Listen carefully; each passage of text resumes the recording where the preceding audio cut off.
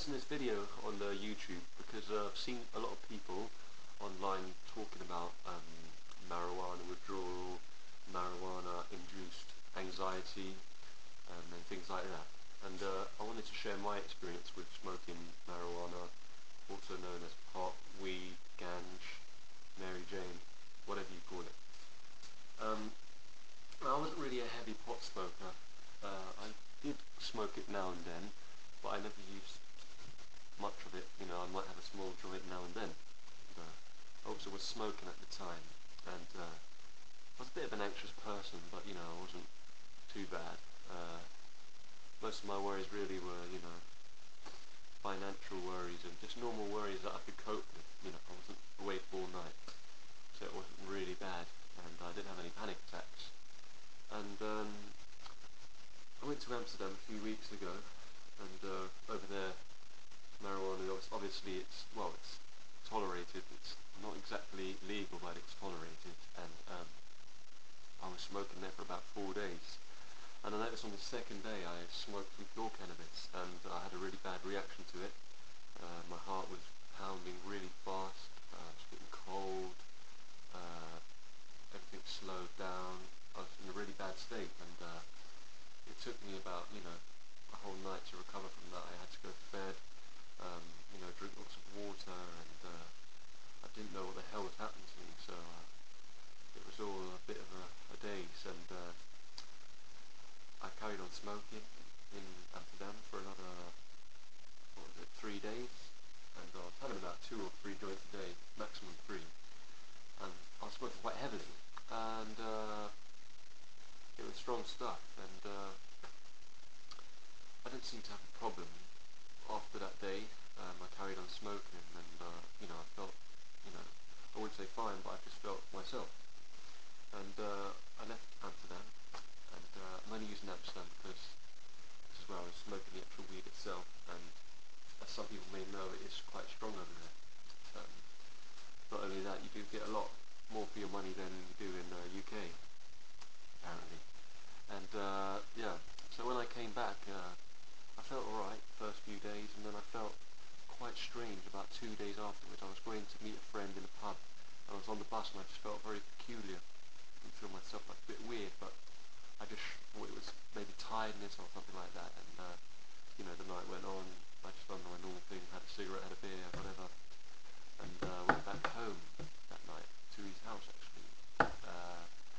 It was getting late, and next morning I woke up, had some breakfast there, and then all of a sudden I felt really weird, and I sat down, and I just felt very weak. My legs felt very weak, my heart was pounding, and I felt very strange, like, you know, I wanted to escape from something. Sorry, that's my MSN. And I just felt very weird, and it was a terrible experience, very bad. So after that, my friend, he called an ambulance. I was in a very bad state, actually, and they took every possible test that they could at the time, and even took me in for the checkup at the hospital.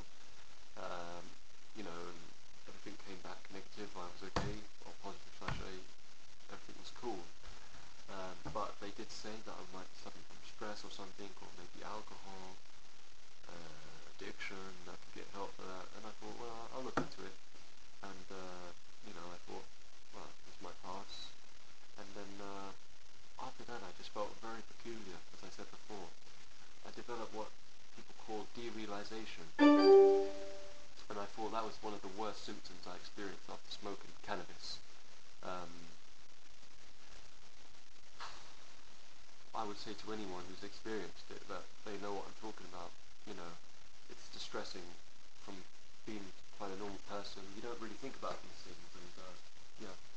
And I was suffering really bad with panic attacks and strange thoughts, strange feelings. You know, I couldn't go out for long. I was scared to go out, scared to do things. I wasn't confident. I wasn't going out a lot. You know, I just wasn't feeling myself mentally or physically. Anyway, so that's my experience after smoking it. Now, what I've done to help this, well, to be honest with you, you have to give it its time. It's just like if something's going to happen to you, it will happen to you. You know, maybe you can control it by things, but if it's going to happen to you, it will happen to you. And I say that getting over this is it's a tough thing. It takes a lot of strength, physically and emotionally, mentally, whatever you call it. And the main things I would say is keep off any drug, and that goes for caffeine even, because caffeine can really upset anxiety, and I know that. Not for everyone, but for me, it did really mess it up. So I stayed off coffee, cigarettes, even alcohol can be a stimulant, anything like that. And I just managed my diet, and I tried to eat as much healthy possible things that I could. Another good thing that I done was walking. I done a lot of walking, and just relieves a lot of stress and gets your mind off things. But I still wasn't really finding these things enough, and like 2-3 months passed, and I was still feeling very strange. And I went to see the doctor on numerous occasions, and we kind of got it down to I'm feeling a bit anxious. No, sorry, I was feeling a bit depressed with anxiety, and he thought it was quite strange. And he tried me on a course of Prozac, which I took, and no way did it agree with me. It actually made me worse. Now, people say that these drugs do take time, but I could no way take the effects of it. It was just too much. So I quit that for about a week, and I felt considerably worse after that. My anxiety just went off the roof. Everything was, my mind was like playing tricks on me. I had derealization, depression, everything that you could possibly think of down to anxiety. Nearly everything, I'd say. And I went back to the doctor, and he prescribed me on a new drug, citalopram. You might have heard of this. It's quite a common drug that a lot of GPs prescribe to patients. And I've started taking this drug now, and been on it for about 3.5 weeks. It will be a month in 2 days' time. And the benefits of this drug for me personally was it got my mind off things, and sorry about that. It made me less anxious in the sense that I wasn't worrying about thoughts so much. But it kind of also made me feel a bit emotionally numb.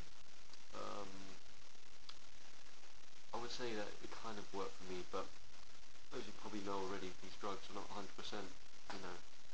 they're there to help you get through these stages, the anxiety and the depression, but, at the end of the day, it's in yourself, and sometimes you can't control what you're thinking, and I know that, a lot of people say, well, it just comes on for no reason. That's true, but your conscious mind is always aware of these strange thoughts, and that's what's making you anxious, it's what's making you worried.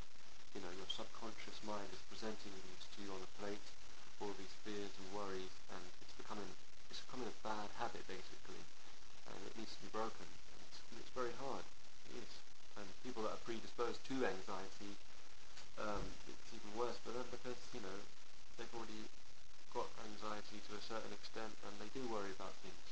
There's maybe someone who develops it who's not an anxious person, well, thinks, it'll pass, not to worry about it.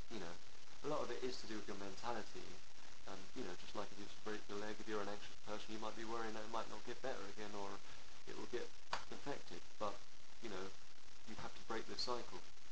Now, from this video, I would really be grateful if people could post maybe comments to this, and exchange information together, because at the end of the day, we should all be here to help each other, because anxiety is a bad manifestation thing, and I would personally say, if you can, if you've got any information, post, comment, whatever, because I'm here to help anyone who's experienced this, and I'm sure that, you have things that you can tell me which will help me out. But in the meantime, watch my video, and I hope it gives you more of an insight into things, and